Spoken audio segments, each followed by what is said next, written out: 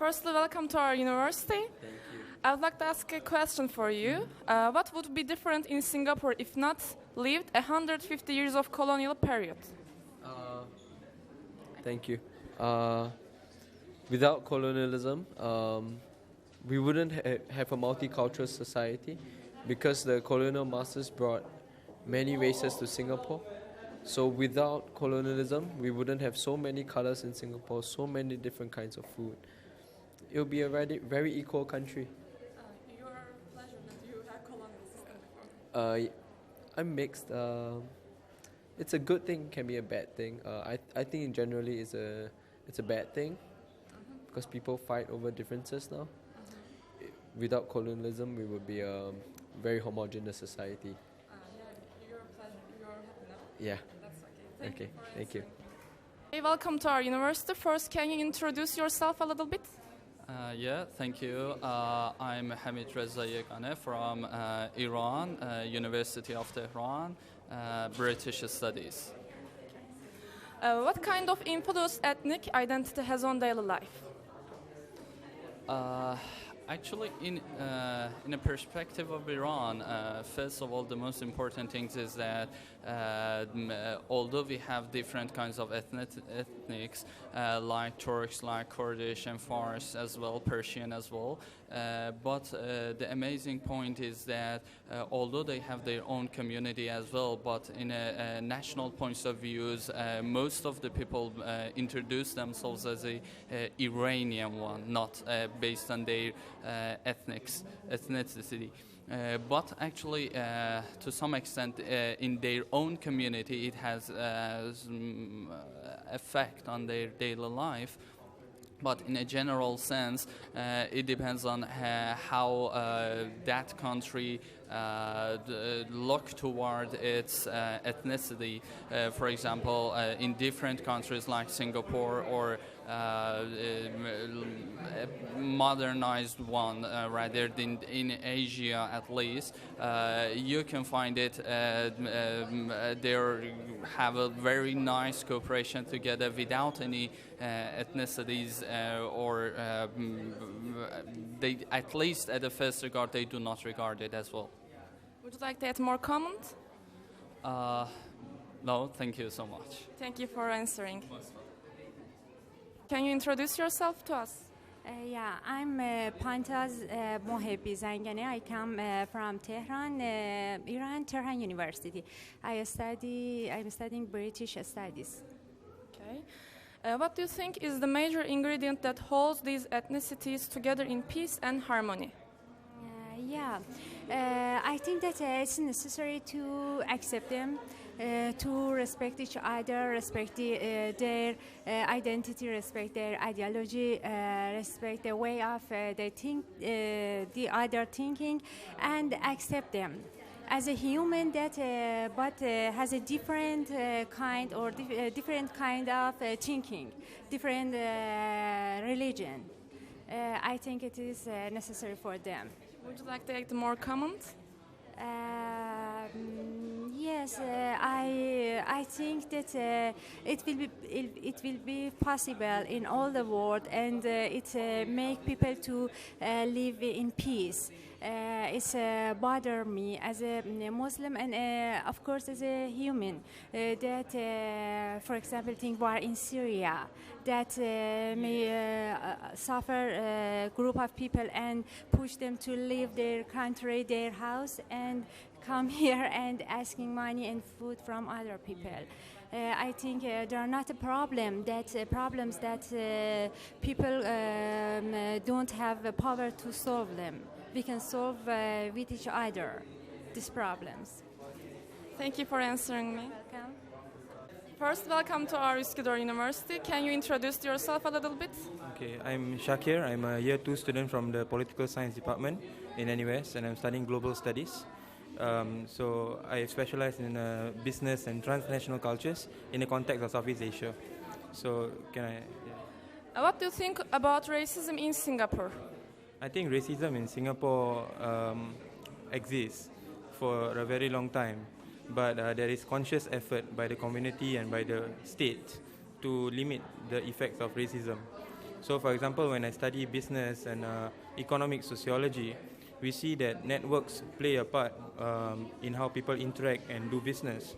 And it's human nature that they like to work and like to communicate with people of the same ethnicity, with the same language, with the same experiences. It makes them feel comfortable. That's something that I feel is unavoidable.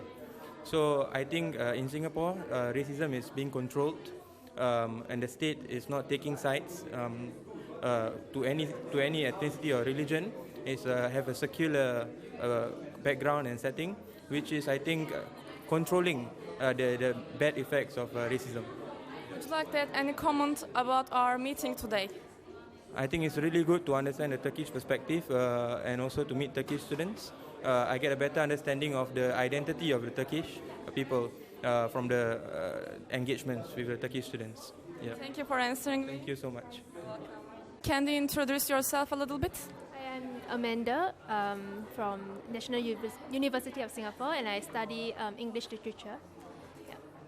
What would be different in Singapore if not lived 150 years of colonial period? I think our government takes a lot of ideas from our colonial government. So because of this colonization, we had advanced in a way that we continue to envy our colonial powers. So in a lot of sense, we always try to go to their country, the Western countries, to study, to travel. But I feel that because of this, we are always trying to imitate them. But I guess if you want to remove this colonial power, there's a lot of poets in Singapore. We try to do that, and we always try to go back to our origins, to our basic roots and myths, to try to find a true, authentic identity and culture of Singapore, which a lot of people think is lacking now. So I think if there wasn't these colonial powers, perhaps you could find something that is organic, coming from the roots of Singapore, rather than always taking ideas from Western powers. Yeah. Would you like to add more comment about our meeting today? Yeah, I enjoyed our interactive session today, but I've been wondering how then do you move on from this? You know, like just knowing the problems about stereotypes, but how do we go out and share these ideas to people? How do we just move beyond the classroom? Because now we are just talking among scholars, right? How then do we push out to the public? Yeah, that's what I wanted to know. Yeah. Thank you for answering to us. Thank you. You're welcome. First, can you introduce yourself a little bit? Oh, hi. My name is Izzy. I'm from National University of Singapore. Yeah, and yeah. What kind of influence ethnic identity has on daily life? For this question, I would like to contextualize it to the education system in Singapore. That although Singapore is a secular state, I would say that ethnic identity is very played down in daily life. So in the public sphere, we don't identify people and say, oh, because you are, say, Chinese, so we're going to have some privilege for you, or since you're the majority, so we're going to give privilege to the minority or something. But in the educational system, it's that people's ethnic identity is conflated with the mother tongue that we learned. For example, if I'm born a Chinese, my first language, my mother tongue will be Chinese. So in the educational system, I will learn Chinese in primary school. Even if I'm a Chinese, say I was born in Indonesia and my first language was actually Malay. But in the Singaporean context, since I am Chinese, my first language is actually Chinese. So I see this problem with conflating language with ethnicity in the educational sphere. This is a manifestation of it. Thank you for answering my question. No problem, thank you. You're welcome. First, welcome to our university. Can you introduce yourself a little bit? My name is Fawaz Abdulaziz. I'm a PhD student in the Department of Business History in University Malaya, Malaysia. There is a trend towards nationalism around the world. Do you see its effect in your country? If yes, how? Actually, I don't think there is a trend towards nationalism globally. I think people, because of globalization and for many other reasons, I think people are becoming less nationalistic and perhaps becoming more parochial, even more parochial or closer than nationalism. People are perhaps becoming more ethno-centric, more communal. And in Malaysia, that is also the case. Because of globalization, I think we are seeing ourselves more as part of a larger community, a global community of people. But perhaps people are becoming more, not nationalistic, but perhaps more communal. They begin to identify with people more of their racial and ethnic community rather than than having a national identity. Would you like to add any comment about our meeting today? I think it was very good. There was a lot of questions, and I was particularly interested in Turkey and the issue of stereotypes and self-images and imagined communities and discrimination in Turkey, and I think I learned a lot about Turkey in that way. Thank you for answering my Thank you question. for inviting us. Thank you. You're welcome. First, welcome to our Üsküdar University. Can you introduce yourself a little bit? My name is Mohammed. I'm MA student of Palestine Studies from University of Tehran, Iran. What do you think of racism in Iran? I'm not sure if we really face this problem in Iran or not. I can say we have this discrimination about religion or faith in Iran. But about race, it's not really a problem in Iran, I think. What kind of things that you face about religion in your country? Okay, for example, if you are not a Muslim, you cannot get a job from government. Most non-Muslims, they have free jobs. They are businessmen or something like this. They cannot go to the army or administrative organization. I see. Thank you for answering my question. You're welcome. You're welcome. Welcome to our university. Can you introduce yourself a little bit? Oh, okay. My name is Nelson. I'm from the National University of Singapore. I'm a third year student studying political science. What would be different in Singapore if not lived 150 years of colonial period? I think that for the colonization within Singapore, I think that they've segregated the race into different parts of as part of the British colonial policy, so there's this divide and rule, and part of that actually also goes towards segregating and classifying these kinds of citizens differently. And these kinds of structures of classifying citizens continue to persist in our mindset today. So for example, in Singapore, we call it the CMIO model, which stands for Chinese, Malay, Indians, and others. So I think these kinds of segregations still persist in social life today, as well as things like how they actually co-opt people within the Singapore government. Well, not the Singapore government, the British government. They tend to, prefer Chinese or Indians, whereas they always deem like the Malays as the lazier race, for example. So, and I think some kinds of narratives like that have continued to persist till today, and I think it's very harmful and damaging towards social cohesion as well as unity. So I think there are some lasting legacies that we need to fight and to counter even to today. And what do you think about our activities that we have done today? Oh, I thought it was a very refreshing change in thinking about your own identities from a different perspective, bring our own experiences, and how that informs how we understand other identities as well. In fact, I think we were talking about moving forward, like using your identities and how you're able to move forward socially, and how that how some people are able to get ahead more than others. And I think there was a question about how we felt about how the people in the back feel about the people in the front, and what are the duties of the people in the front to help the people at the back.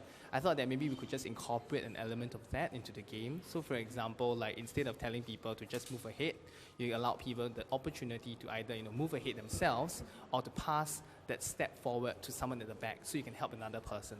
But obviously this would mean that people will continue moving ahead and not choose to help people at the back. So you would have a certain kind of outcome that could be discussed in further detail as well.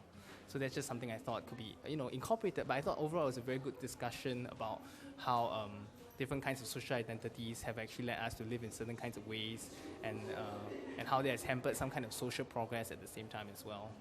Thank you for sharing your ideas with us. You're welcome again. Yeah, thank you so much, and we're glad to be here. Glad to have. Thank you for having us here with us. Thanks. Welcome to Üsküdar University. First, can you introduce yourself a little bit? My name is Farid Alatas. I'm from the National University of Singapore. I teach in the departments of sociology and Malay studies. What's your general opinion about post-colonial studies? Well, post-colonial studies has been around for several decades, but it is becoming more and more popular in some countries in the Middle East and also in Southeast Asia more recently. And I think it's an important area to develop in universities in our countries, because it deals with very important issues relating to intellectual hegemony, relating to Eurocentrism and Orientalism in the humanities and social sciences. Our curriculum in the humanities and social sciences is still very much monocultural, in the sense that they are dominated by or heavily influenced by curriculum in North American and British universities or even French universities. So there's a need for us to become more universal and more cosmopolitan in our curriculum and in our approach to teaching, in the development of our research agenda and so on. And post-colonial studies addresses all these issues. What do you think about our activities that we have done today? Well, I think it was a very good way of introducing our students to Turkey and to the Turkish students. Our students from Singapore, from Malaysia, and even from Iran, these are the students in our group, have more knowledge and experience even with the West, particularly with North America, to some extent with Europe, but they know very little about countries, even in the region, and certainly their information, their knowledge of countries, their familiarity with countries and cultures outside of the West are limited. So, the purpose of this study trip is to familiarize themselves with various non-Western civilizations, and that's why we are in Turkey. And I think the activity that they had here was very relevant to that purpose. Thank you for sharing your ideas with us. Again, you are welcome. Thank you. Öncelikle üniversitemize hoş geldiniz. Kendinizi biraz tanıtabilir misiniz? Sağ olun. Ben Azərbaycandan fəlsəfə professoru Selahattin Xəlilov. Əsasən Doğu-Batı ilişkiləri və Doğu fəlsəfəsi ilə Batı fəlsəfəsi arasında bir köprü atmaq uğrunda çalışırıq. Kısaca postkolonyal çalışmalar üzerine ne söyleyebilirsiniz? Düşünceleriniz nelerdir? Sözün düzü, biz koloniya müstəmləkə deyirik. Koloniyadan çıxma dövrü təkcə ekonomik baxımdan, təkcə siyasi bağımsızlıq baxımından deyil də, həm də fikir özgürlüyü baxımından çox önəmlidir. Maalesef başqa sahələrdə az çox irəliləyiş olsa da, hələ də biz Batı fikrini təqlid eləməkdən çıxa bilməmişik, kənara çıxa bilməmişik. Kendi geleneksel fikir ənənələrimizi şimdi davam ettirmek için çaba gösteririk. Ya bunun için doğuda olmuş, orta çağda olmuş felsefi gelenekleri yeniden gündeme getirmek ve aynı zamanda çağdaş düşünceyle onu aynı bir kontekste nəzərdən keçirmək. Bu baxımdan Türkiye'de görülen işler çok örnekti. Bugün Üsküdar Üniversitesi'nde geçirilen görüş, uzak Singapur'dan, Malezya'dan öğrenciler gelmiş.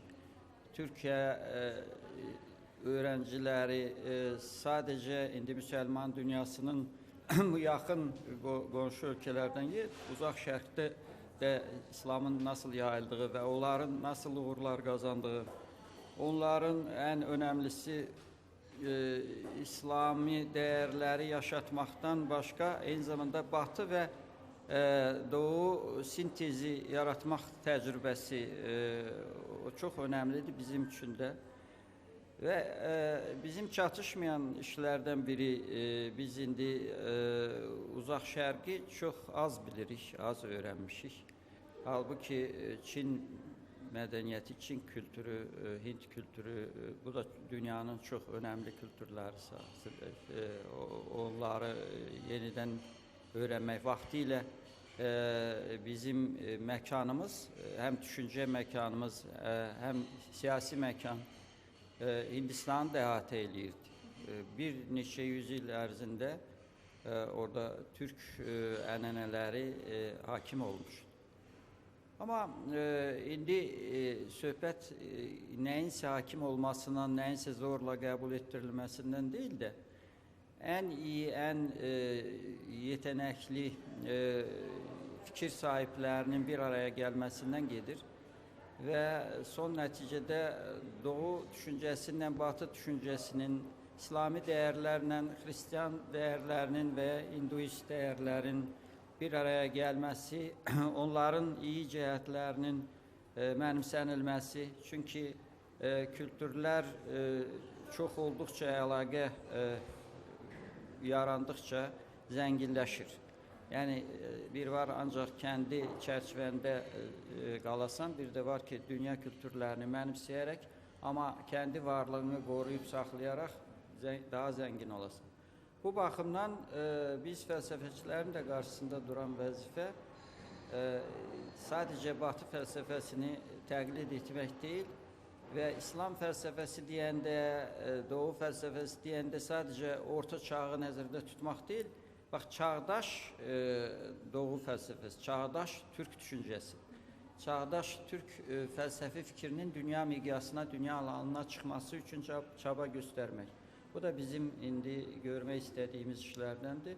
Buna göre biz indi İstanbul'da böyle bir felsefe merkezi kururuz, Doğu-Batı felsefe merkezi. Orada hemen bu gelenekleri bir araya getirme ve koordinasyonunu yapmak isteğimiz var. Teşekkürler düşüncelerini bizimle paylaştığınız için. Tekrar hoş geldiniz üniversitemize.